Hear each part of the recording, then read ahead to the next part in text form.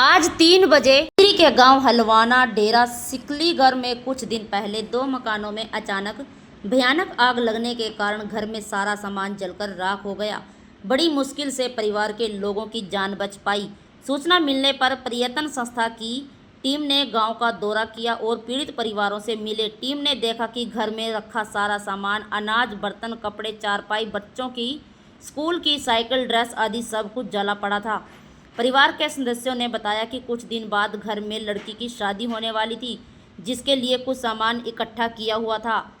कुछ नगद रुपए भी रखे हुए थे, वे भी जलकर राख हो गए। ये परिवार DNT घुमतू समुदाय के अंतर्गत आते हैं और लोहे के तसले व प्लास्टिक की कुर्सियों आदि की फेरी लगाकर अपने परिवार का पालन पोषण करते हैं। पर्यटन संस्था करनाल के जिला कार्यक्रम अधिकारी समारोह राम मेहर ने इस घटना को लेकर कहा कि यह एक दुखद घटना है। यह गांव पर्यटन संस्था का कार्य क्षेत्र है।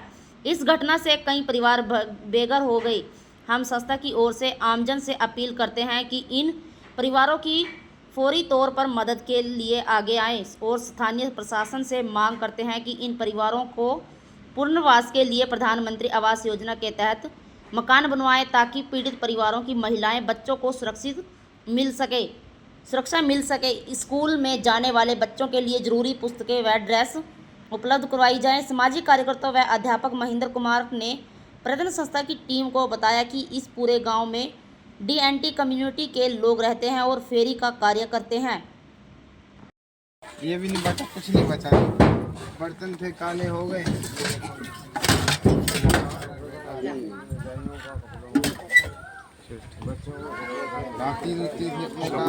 मास्टर जी, तो आप किस तरह से इस घटना को लेते हो? जिस तरीके से बहुत ही गरीब परिवार था और 2 परिवारों का सामान बिल्कुल जलकर राख हो चुका है और गरीब परिवार कहीं ना कहीं अपना जीवन यापन कर रहे थे जैसे तैसे भी, लेकिन अब समस्याएं जो हैं और ज़्यादा मतलब बढ़ गई है। तो आप किस तरीके से घटना को देखते हैं? गरीब परिवार था, लेकिन आदमी एक प्रोसेस में ज़िंदगी जीता है। लंबे समय से वो धीरे धीरे चीज़ें इकट्ठी करता है और इकट्ठी करने के बाद फिर उसका सपना होता है आगे बढ़ने का। और आज ये स्थिति, इस परिवार की ये स्थिति हो चुकी है कि भाई ये बिल्कुल ज़मीन पे है। आप किसी को निकाल के जैसे गांव से निकाल दो और उसको कोई साधन ना दो। आज इस परिवार की वो स्थिति है।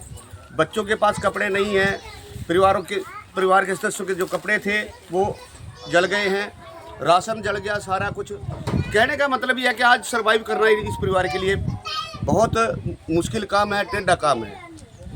क्या अपील करोगे आप? समाज में काफ़ी लोग बुद्धिजीवी लोग हैं और बहुत सारे संगठन काम कर रहे हैं, सरकार से क्या अपील करना चाहोगे? नहीं, देखो, लोगों से भी हम अपील करते हैं कि इस परिवार की तत्काल इसको राहत पहुंचाने के लिए जो है, इसको सामान जो है, ज़िंदगी का जो हर रोज़ का डेली यूज का सामान है, वो समाज भी इसकी मदद करे। और सरकार का फर्ज बनता है कि इनको जो है एक जो प्रधानमंत्री आवास योजना है उसके अंदर मकान बना के इनको तत्काल दे और आर्थिक तौर पे भी इनकी मदद की जाए, ताकि ये परिवार जो है वो खड़ा हो सके और किसी आगे आने वाले समय में किसी हनूनी का शिकार ना हो। क्योंकि बहुत ज़्यादा दबाव में है परिवार, बच्चे बहुत दबाव में हैं।